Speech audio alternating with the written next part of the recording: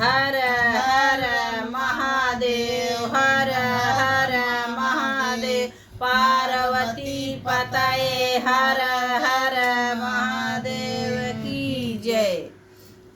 नजर लागी भोला तोरे जटवा में, नजर लागी भोला तोरे जटवा में, नजर लागी भोला तोरे जटवा में। जब मई होइत गंगा जमुनवा, जब हम होइत गंगा जमुनवा, बहत रहती हूँ भोला तोरे जटवा में, बहत रहती हूँ भोला तोरे जटवा में। नजर लागी भोला तोरे जटवा में, नजर लागी भोला तोरे जटवा में।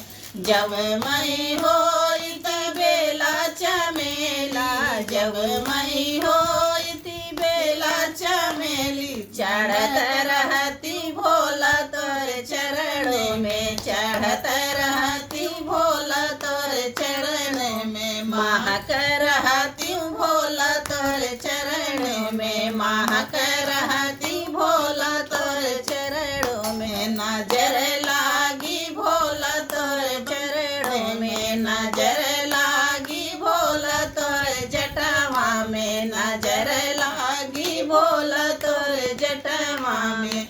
जब मई होइत बन के मिसरी, जब मई होइत बन कर कोयलिया, जब मई होइत बन कर कोयलिया, कुहू कर रहती हूँ भोला तोरे जटवा में, कुहू कर रहती हूँ भोला तोरे जटवा में। नजर लागे भोला तोरे जटवा में, नजर लागे भोला तोरे जटवा में। जब मई होइत गैया का दूधवा, जब मई होइत गैया के दूधवा, चढ़त रहती हूँ भोला तोरे सिरवा पे, चढ़त रहती भोला तोरे सिरवा पे। नजर लागे भोला तोरे जटवा में, नजर लागी भोला तोरे जटवा में।